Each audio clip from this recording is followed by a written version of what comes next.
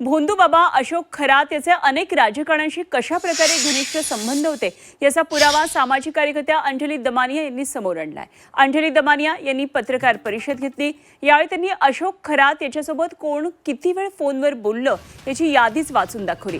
या यादीमध्ये रुपाली चाकणकर, जयंत पाटील, सरकारी अधिकारी अभिजित भांडे पाटील यांचा समावेश आहे। त्यामुळे आता महाराष्ट्राच्या राजकारणात मोठी खळबळ उडाली आहे।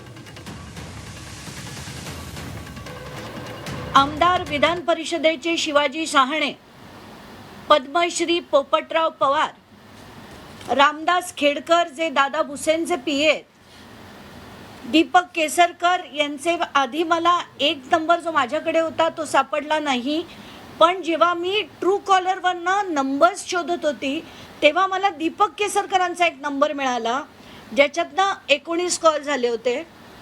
राहुल कोतडे जे OSD आहेत विखे पाटलांचे, एकनाथ शिंदेंचं तर मी म्हटलंच आहे, प्रभाकर काळेंचं मी म्हटलंच आहे, सुनील तटकरे आणि एक जे नवीन नाव मिळालं आहे ते म्हणजे जयंत पाटील राष्ट्रवादीचे।